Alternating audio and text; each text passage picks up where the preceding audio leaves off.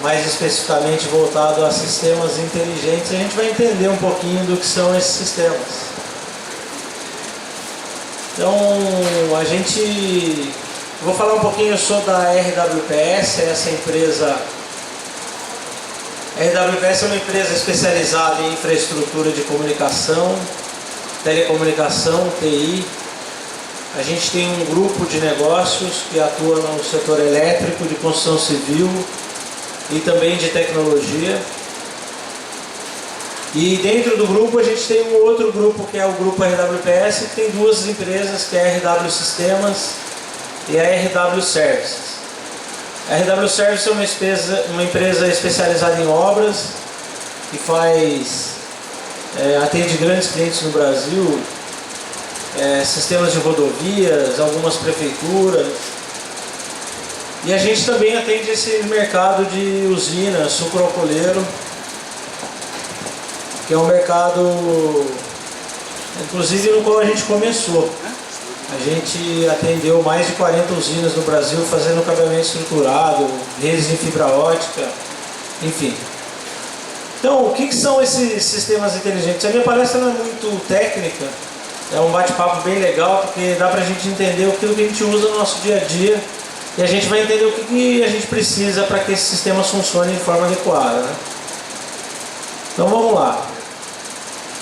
Sistemas inteligentes são sistemas capazes de tornar processos e procedimentos cada vez mais automáticos e livres de falhas.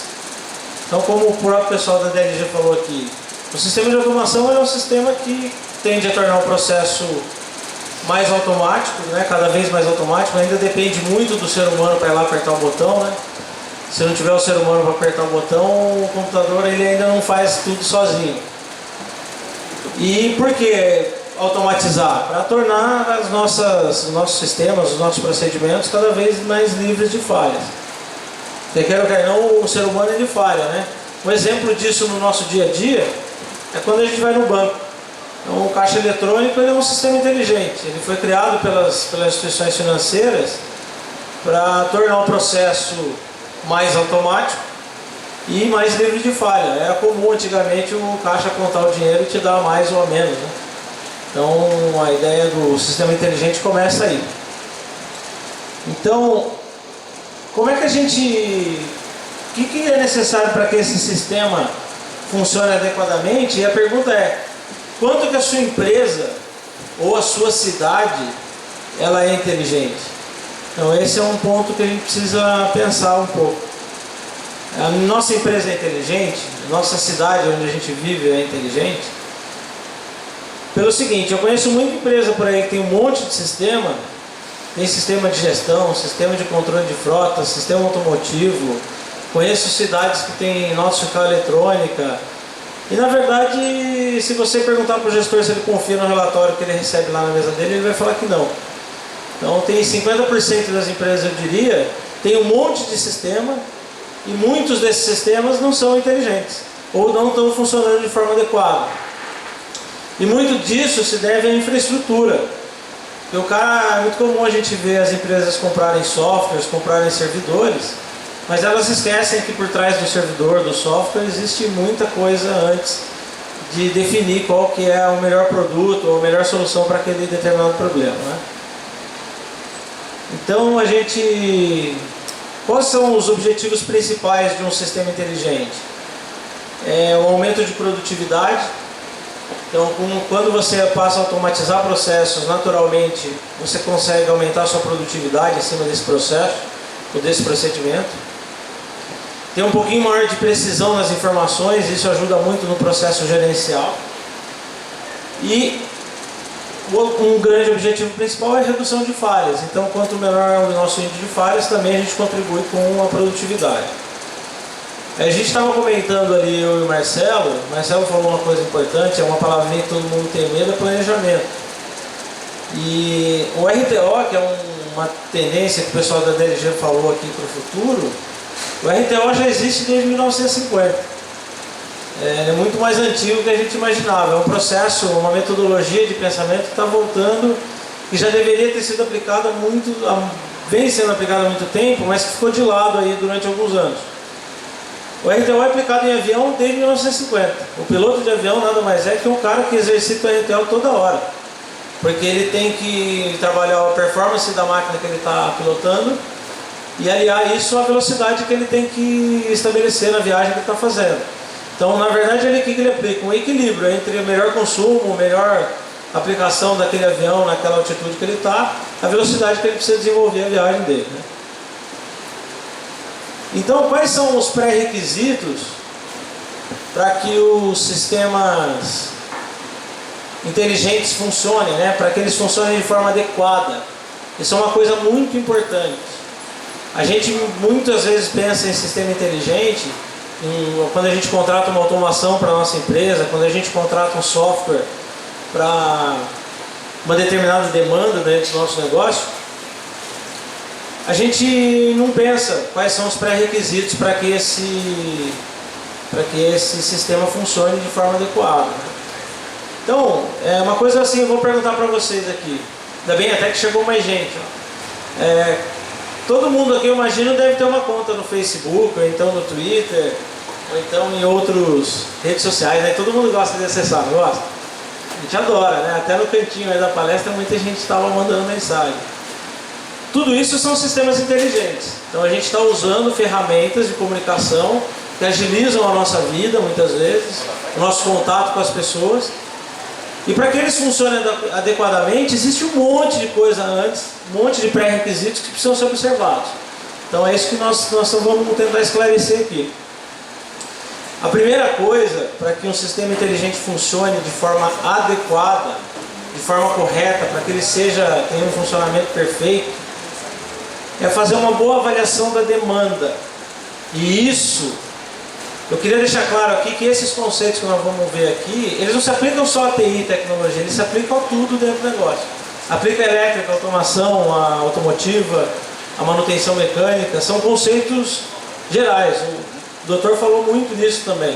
A gente precisa avaliar muito as nossas demandas, primeiro, antes de tomar uma decisão. E quando a gente tem uma demanda dentro do negócio, para quem está na gestão pública dentro de uma cidade, a gente tem um problema.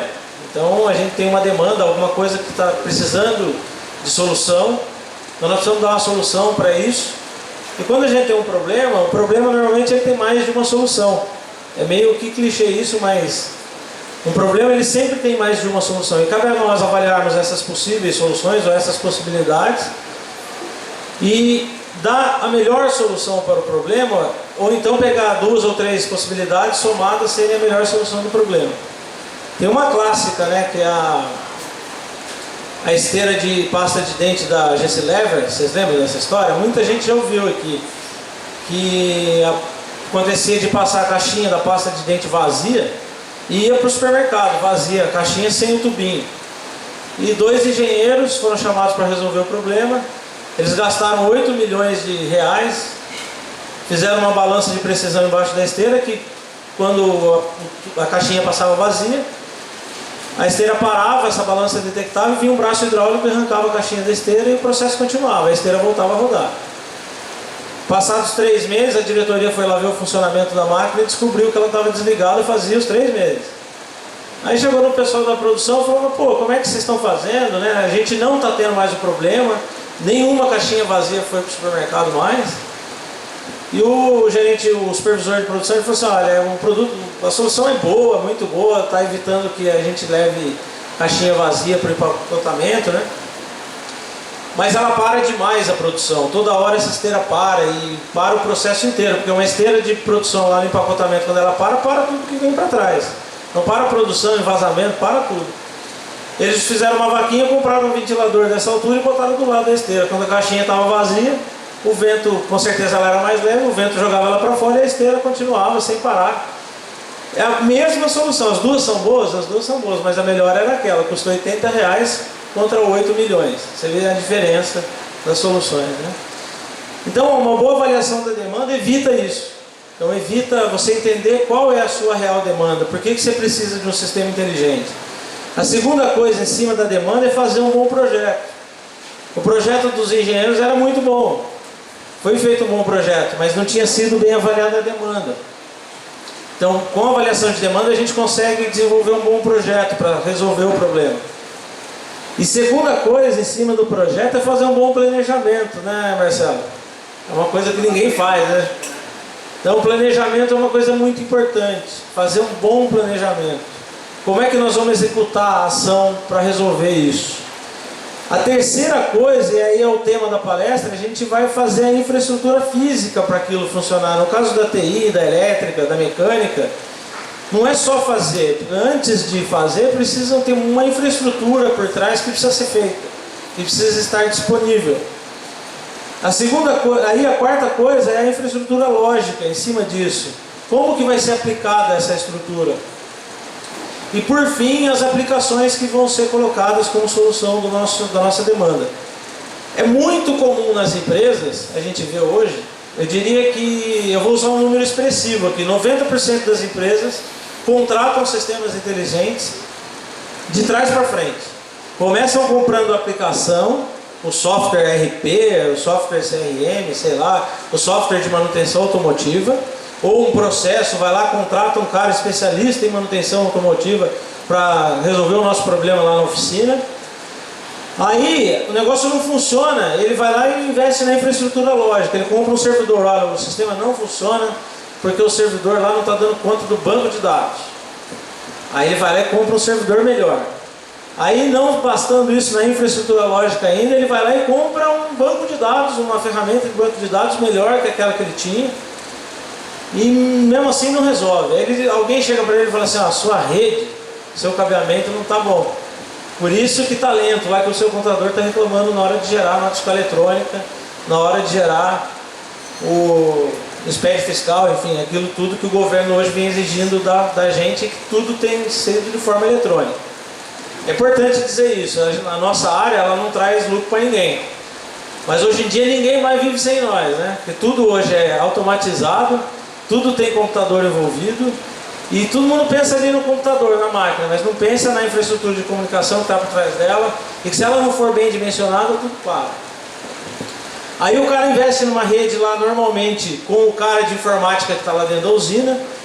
É importante salientar que informática, TI, tecnologia da informação é uma área muito vasta, muito grande, é muito extensa. E não adianta as pessoas acharem que aquele menino que era bom, que é filho do fulano lá, vai fazer tudo, porque ele não vai. Se ele for um analista de sistema, ele vai ser bom em analisar a informação. Se ele for um técnico de hardware, ele vai ser um bom técnico de hardware. Se ele for um cara especializado em telecomunicações, ele vai ser um bom cara de telecomunicações. E uma empresa do porte de uma usina ou de uma cidade, uma prefeitura que hoje invista em uma cidade digital, por exemplo, ele tem que ter um departamento de TI com gente especializada nos diversos segmentos da área, não adianta. Senão não tem aquele que faz melhor um ou melhor outro. É a mesma coisa colocar um zagueiro para ser atacante num jogo de futebol, não tem jeito. E aí sim, ele não faz o planejamento e muito menos avaliou a demanda antes de comprar a ferramenta. Então na verdade, TI, a gente está fazendo as coisas meio que ao contrário, quando o certo seria avaliar a demanda, fazer toda a infraestrutura e depois partir para as aplicações. Então a importância de um projeto adequado e de um planejamento sendo feito de forma adequada é que se a gente fizer tudo isso da forma correta, a gente vai ter maior confiabilidade no sistema. O sistema passa a ser mais confiável. Eu disse aqui no começo, mais de 50% dos gerentes das empresas no Brasil não confiam nos relatórios que eles recebem dos sistemas de gestão, porque esses sistemas não são confiáveis. Porque o fluxo de informação dentro da empresa não está correto. Nós vamos falar disso mais para frente. Se você faz um bom projeto e um planejamento adequado, o sistema ele passa a ser mais estável. É uma ferramenta que vai estar sempre disponível. Ela não vai estar passando por problemas. Olha, eu não estou conseguindo emitir aquela nota agora, e o caminhão vai ficar parado aí mais de 10 horas, um dia, dois, porque o sistema não está funcionando. E o cara lá do faturamento, ele não sabe que isso é um problema da operadora, que isso pode ser um cabo rompido ali dentro da própria empresa. Ele não enxerga isso. Terceiro, ele fica muito mais tempo ativo e funcional, mais disponível para o seu usuário. Então não adianta eu contratar a automação da DLG aqui, que é muito boa, nós já trabalhamos bastante junto, inclusive, se ela não está funcional ou não está ativa. Eu chego lá na moenda para apertar um botão lá para abrir uma válvula, né, de forma simples falando, E chega lá, o cara falou, olha, o painel tem manutenção, nesse momento você vai ter que abrir a válvula lá no registro mesmo, então você vai ter que subir lá e fazer. Então eu preciso comprar um negócio que ele esteja funcional para mim, ativo. E se você fizer um bom projeto, se a gente fizer bons projetos e um bom planejamento, certamente a gente vai ter um retorno de investimento muito mais rápido. E o que eu venho discutindo muito, há muito tempo no mercado, a gente investir em tecnologia e usar o que a gente investiu, usar 100% do que a gente comprou. Porque é muito comum quando uma empresa compra um software sem fazer projeto, ela compra um servidor ou superdimensionado ou subdimensionado, e no fim ela acaba... Eu conheço empresa aí que tem servidor que, nossa senhora, dava para hospedar lá dentro banco de dados de mais de 15 empresas. E o cara não usa aquilo porque o técnico dele, com medo de errar, falou, não, compra esse aqui que com esse não tem erro. E no fim o cara gastou às vezes 20, 30 mil numa máquina e ele podia ter gasto 5, tá certo? Ou o contrário, né? Gasta 5 e precisa de uma de 30. Então, para começar, se a gente fez uma boa avaliação da demanda, um bom projeto, um bom planejamento, a gente vai fazer agora uma boa infraestrutura física. Que no caso de TI, de telecomunicações, se aplica um pouco à elétrica também. Começa onde? Sistema de leitos, valas, dutos, eletrodutos, cabos metálicos e ópticos, conectores, tomadas, racks, switches, conversores, servidores, ou seja, equipamentos capazes de suportar e trafegar dados, voz e imagem. Começa lá no cabinho que chega no meu computador? Não começa. Então começa lá na valeta que a gente tem que fazer lá no meio do campo, abrir um buraco, pôr um tubo dentro, pôr o fio dentro desse tubo, passar de um departamento para o outro. Então a estrutura ela começa mais ou menos assim, ó. Quando a gente acessa o nosso Facebook, a gente não pensa nisso aqui, né? Ela começa assim, ó. A infraestrutura começa desse jeito. As informações que a gente manda normalmente pelo celular ou pelo Wi-Fi da nossa casa, eles saem da nossa casa, vão para o poste, do poste eles vão para uma central, dessa central provavelmente eles saem por cabos que estão enterrados ao longo das rodovias e vão conectando cidades e municípios ao longo do trajeto até chegar onde ele tem que chegar, até os pontos de troca de tráfego. E dentro da empresa é assim também. Eles saem lá da administração, um duto, uma vala enterrada, vai até o almoxarifado, vai até o escritório industrial ou o COI, como queiram. E dali para a caldeira, para a moeda, para os outros todos os departamentos dentro de uma usina, dentro de uma empresa. E vão aí, começa assim. Olha a caixa passagem bonita, né? Nós fizemos. Olha lá, impermeabilizada, não entra água e tal. Isso aqui, ó, é um equipamento que faz uma perfuração direcional. Nós fazemos isso também. Olha só, nós somos uma empresa de TI, mas a gente faz isso aí também. Isso aqui faz uma perfuração usando um método não destrutivo. A gente, neste caso aqui, neste dia, a gente estava atravessando um tubo por baixo de uma estrada, sem quebrar o asfalto. Então passa por baixo, sai do outro lado, a gente traz um tubo de volta e o cabo dentro desse tubo. Aqui uma manutenção de uma torre de telecomunicações, inclusive essa foto é recente, foi feita há 2 semanas atrás no cliente nosso. E aqui um exemplo de cabo ótico, aqui, de uma caixa de venda ótica que está enterrada numa rodovia que é nossa cliente também. A gente atende bastante esse mercado de concessão de estrada. E vocês que são aqui do Mato Grosso, não pensem que vocês vão ficar livres do pedágio, porque já já ele vai estar chegando aqui também. E lá em São Paulo é muito comum. Em São Paulo, para quem anda um pouquinho nas rodovias de lá, aqueles telefones a cada 1 quilômetro para você pedir socorro, aqueles painéis de mensagem, radar, sistema analisador de tráfego que conta a quantidade de carro que passa na estrada, tudo aquilo é conectado via fibra ótica. Se vocês não sabem, tem um cabo de ótica enterrado ao longo da rodovia. Através dessa fibra ótica a gente se comunica lá com o centro de socorro. Isso vai chegar aqui no Mato Grosso, vai ser bom, eles vão duplicar a estrada, vão colocar aquele monte de telefone, a gente, se Deus quiser, vai estar fazendo essa infraestrutura, mas o preço disso vai ser um pedágiozinho aí de R$6 a R$10, em São Paulo tem até de R$22, certo? Então, e aí ainda na infraestrutura física, depois que a gente libera os caminhos por onde nós vamos passar os nossos cabos, aí nós vamos passar cabo.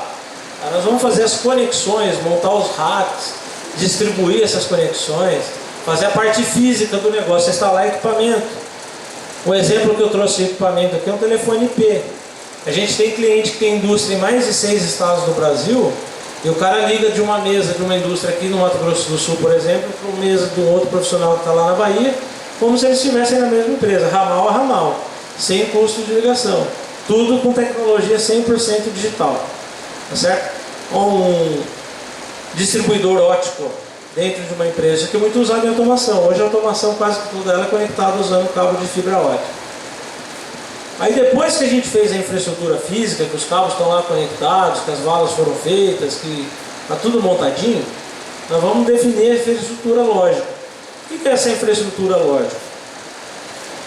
Definir que servidores que nós vamos pôr nessa rede, quais os serviços que nós vamos disponibilizar para os usuários dessa rede. Nós vamos ter serviço de e-mail na rede, nós vamos ter página, nós vamos ter um servidor para hospedar os arquivos da empresa, nós vamos ter um servidor para controlar o que os nossos usuários estão vendo na internet. Então tudo isso nós precisamos definir. O que nós vamos... E nós precisamos dimensionar tanto a infralógica e a infrafísica, uma olhando para a outra. Elas têm que ser equilibradas, porque eu não vou fazer uma infraestrutura física para uma pequena demanda lógica e nem uma infraestrutura física muito pequena para uma grande demanda lógica, né? Então essa ideia de a gente equilibrar. E na infraestrutura lógica entra uma coisa que você comentou aqui, viu, Marcelo? Tem muita empresa aí que compra sistema de gestão, a gente sabe de inúmeros casos. E será que o nosso profissional lá da contabilidade, do financeiro, ele está capacitado para usar aquele software de gestão empresarial? Esse é um ponto importante. E isso entra na lógica, porque a gente sabe que a contabilidade é o final do processo. A gente brinca até que tem um nome feio aí para isso, né? A contabilidade é o fim da empresa, né? Então, como é que essa informação está chegando lá? E nós também temos uma consultoria que avalia isso para o cliente, mas com olhos na ferramenta. Então a gente avalia o processo de informação do cliente, tá certo? Tentando traduzir para o fluxo de informação para o software que ele escolheu. Porque software nós não fazemos. Nós temos um monte de parceiro de software, mas nós não fazemos software. Nós fazemos tudo em TI, menos ferramenta de administração. A gente desenvolve software para gestão de rede, mas não para gestão empresarial, administrativa, CRM, esse tipo de coisa. A gente faz a parte chata do negócio, a parte legal, que é fazer buraco, passar fio. É isso que nós fazemos, projetar a infraestrutura de comunicação, para que aí sim as ferramentas lógicas funcionem adequadamente em cima dessa infraestrutura. Então esse é um ponto importante. Então a gente ajuda o cliente a enxergar esse fluxo de informação. Onde sai? Onde começa? Será que o cara lá no almoxarifado que recebe um produto dentro da empresa, ele está digitando corretamente a nota fiscal? Ou o XML dessa nota que está chegando está sendo colocado corretamente no sistema? Tá certo? Então nós temos que entender isso, porque essa informação ela vai bater lá na contabilidade e não fecha depois do contado, né? Aí o cara fica louco, lá o contador quase morre, tem um ataque cardíaco e no fim a infraestrutura não chega. Um outro ponto importante que tem que ressaltar é assim, se a infrafísica também não é boa, durante a inserção de um registro no banco de dados, se houver um corte na comunicação, essa informação ela chega lá no banco de dados parcialmente. E acontece a mesma coisa, lá no financeiro não bate, lá no fiscal não bate. Aí aquela imagem da câmera que o segurança precisava ver naquele momento não chegou. Então é um ponto importante, porque a gente não pode pensar só em dados, tem voz, o cara às vezes está numa ligação importante com o cliente, com o fornecedor. Então esse sistema é picotado. Ainda mesclando infraestrutura física e lógica. A gente atende muita usina, naturalmente a usina de açúcar real está localizada num lugar remoto, normalmente distante do centro urbano, 30, 40 quilômetros, 20 quilômetros. E a gente, todos os nossos clientes, a gente levou telefonia digital e sistema de internet banda larga ou sistemas de conexões de alta velocidade até o cliente. A gente conseguiu negociar com as operadoras uma forma de atender esse cliente. A gente levou um equipamento, uma solução que era capaz de transportar essa solução até o cliente e assim a gente fez, tá certo? Então a gente consegue conectar e levar serviço de alta qualidade mesmo para as empresas que estão lá no ambiente rural, que estão distante do polo urbano, tá certo? Então aí quando a infraestrutura lógica que a gente comentou é essa, né? A gente tem um banco de dados, tem um software de gestão, quando a gente acessa a internet, né? Então muita gente reclama, né? Vai acessar a internet, lá não funciona, tá lento. Pode ser a infraestrutura lá da sua empresa que não está legal, tá certo? E aí por fim, a quinta parte dessa infraestrutura, a gente fala das aplicações. Então depois que nós avaliamos bem a demanda, fizemos um bom projeto, fizemos um bom planejamento, fizemos uma boa infraestrutura física, depois que nós fizemos uma boa infraestrutura lógica, aí nós vamos contratar software, CRM, de BI, aplicativos, usar os nossos utilitários, né? O Outlook para ver os e-mails e tal.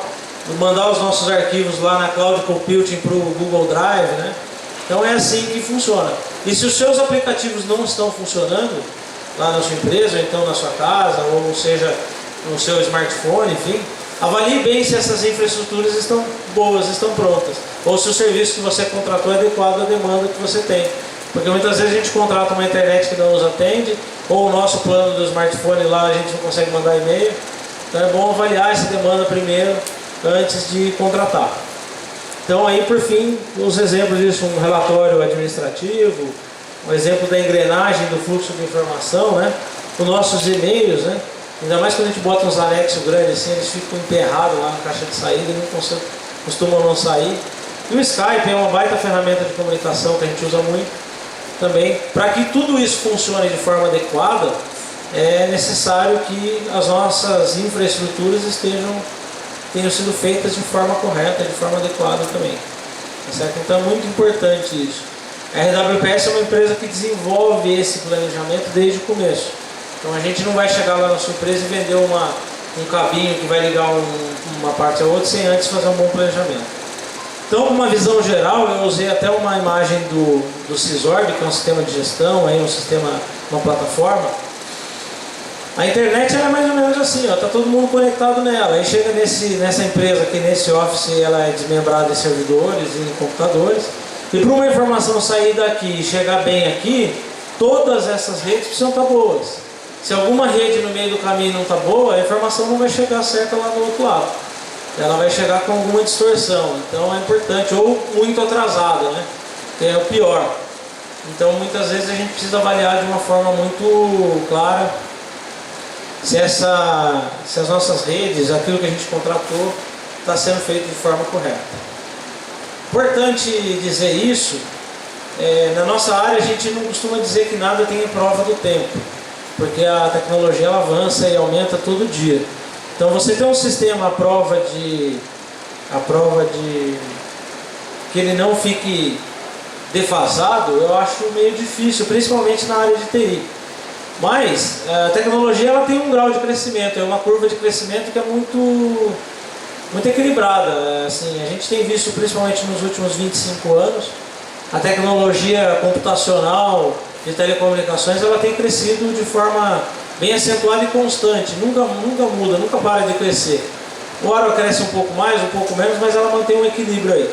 E se os nossos investimentos não estão acompanhando esse crescimento, nossos investimentos estão ficando abaixo do que cresce, o que nós vamos ter? Nós vamos ter um custo maior, e olha só, investindo pouco nós vamos ter um custo maior, eu vou explicar por quê.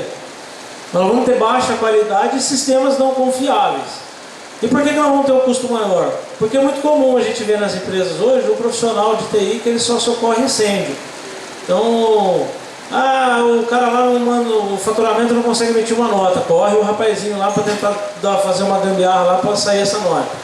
Aí o cara da polícia lá numa cidade digital, ele perdeu a imagem da câmera 35 lá, que fica num cruzamento importante da cidade. Aí vai o carinha correndo lá para ver se essa câmera, o que aconteceu. E será que ela foi instalada de forma correta? Porque se ela tivesse sido instalada de forma correta ou comprado o equipamento certo, certamente ela não teria parado de funcionar. Então, quem não faz um bom planejamento, acaba investindo, querendo economizar, não investe pouco e na verdade no final das contas os custos indiretos eles acabam sendo muito maiores. Então a gente para a produção, às vezes para uma balança de uma usina, porque o cabo de comunicação não está ativo, não está funcional, e o cara podia ter investido uma fibra ótica ali que não ia custar não ia custar R$500 para ele fazer um link de fibra em 100 metros, e com certeza ia estar funcionando e ele não ia ter, às vezes, que parar a moenda, parar a indústria, 1, 2, 3 horas, porque não consegue pesar um caminhão de cana, porque afinal de contas hoje em dia ninguém pesa no talão, né? A caneta e o papel já foram deixados de lado há muito tempo. E uma coisa importante que o doutor comentou para viabilizar os projetos serem sustentáveis: quanto melhores forem os sistemas inteligentes, quanto mais funcionais eles forem, mais confiáveis eles forem, a viabilidade econômica dos projetos são sempre maiores. Porque quanto mais a gente automatizar as nossas plantas, a gente vai ter uma redução de custo. Então é importantíssimo, antes de contratar qualquer automação, antes de contratar qualquer software de gestão,